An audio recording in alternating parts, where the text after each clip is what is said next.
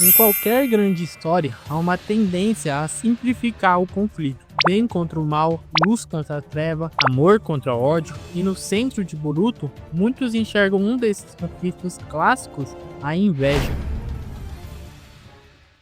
A história de um garoto que não tinha nada, olhando para outro que tinha tudo. Kawaki, a sombra, invejando a luz de Boruto. É uma leitura fácil, confortável, mas e se não for inveja? E se o que move o Kawaki não for o desejo de ter a vida de Boruto, mas sim uma repulsa profunda pela injustiça que a vida representa? E se sua cruzada não for para roubar um lugar ao sol, mas para questionar o porquê o sol brilha de uma forma tão desigual? Para entender Kawaki, não podemos começar olhando para o Boruto. Precisamos olhar para um vazio. A infância de Kawaki não foi uma infância, foi uma existência, como uma ferramenta, um objeto abusado, medido, modificado. Seu valor era medido apenas pela sua utilidade para outro. Ele era um receptáculo, um corpo destinado a abrigar um poder que não era seu, para um propósito que não escolheu. Amor, carinho, segurança, essas palavras não pertenciam ao seu vocabulário. Eram conceitos tão alienígenas quanto a própria paz. E então surge Naruto. Pela primeira vez, alguém não olha para o Kawaki como um objeto, mas como uma pessoa. Naruto não ofereceu apenas um teto e comida, ele oferece um lugar na mesa da família. Para um garoto que só conheceu o fio do abuso e da solidão, esse calor não é apenas um bem-vindo, é um absoluto. Torna-se o centro do seu universo. Naruto não é só um salvador, ele se torna um símbolo, a personificação da única coisa boa que já lhe aconteceu. É a partir dessa perspectiva, a de um devoto a um único Deus,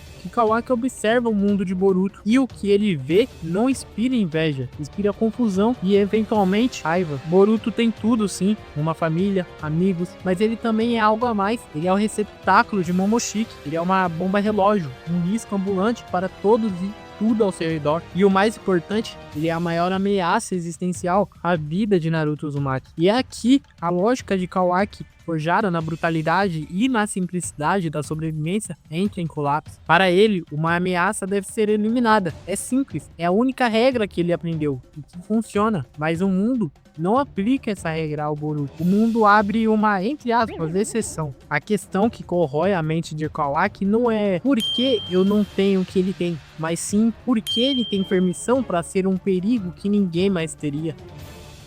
E isso não é inveja, é um profundo e visceral senso de injustiça. Se qualquer outro shinobi da Folha se tornasse um receptáculo para um Otsutsuki, uma ameaça direta ao Hokage, qual seria o protocolo? A vila, o sistema shinobi, é construído sobre sacrifício do indivíduo pelo coletivo. Mas Boruto é poupado, porque a resposta é tão óbvia quanto inaceitável para Kawaki. A vida de Boruto, aos olhos de Kawaki, é um privilégio que o mundo não pode se dar o luxo de conceder. O maior bem para o maior número de pessoas, mas em sua equação, o maior bem é o maior absoluto e singular, a segurança do Naruto. Todo o resto é secundário. Boruto, que ele chegou a ver como irmão, torna-se apenas uma variável perigosa que precisa ser removida da equação para garantir o resultado desejado. Ele não odeia Boruto, em muitos momentos ele o ama como irmão, e é isso que torna sua decisão tão trágica. É como um cirurgião que precisa amputar um membro para salvar o corpo. A decisão não é feita com ódio, mas com uma lógica fria e desesperada.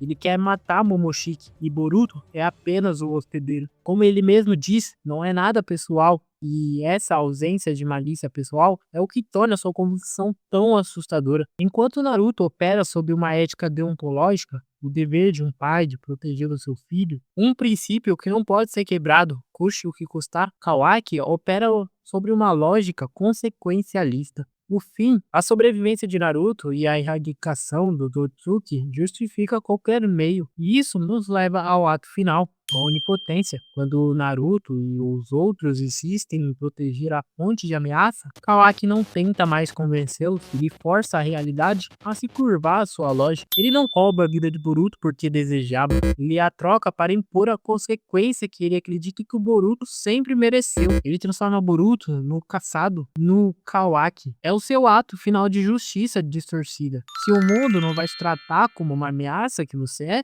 Então eu farei o mundo acreditar que você é outra pessoa, uma pessoa que eles não hesitarão em caçar. A ironia é esmagadora. Em sua busca para corrigir uma injustiça nascida do privilégio, ele comete o maior das injustiças usando um poder divino para reescrever a verdade. Ele se torna a personificação do poder arbitrário que tanto desprezava. Então não, a história de Kawaki não é sobre inveja, é uma tragédia sobre um garoto quebrado que encontrou uma única luz e decide queimar o mundo inteiro para proteger ela. É uma crítica desconfortável sobre como o amor e o privilégio pode criar pontos cegos perigosos. Mesmo nos maiores heróis, Kawaki nos força a fazer uma pergunta incômoda. O que é mais perigoso? Um monstro que todos vêm se aproximando? Ou um sistema que, por amor, se recusa a enxergar um monstro que vive em seu próprio coração? A resposta? Talvez seja a razão pela qual a Era dos Shinobi estava destinada a acabar.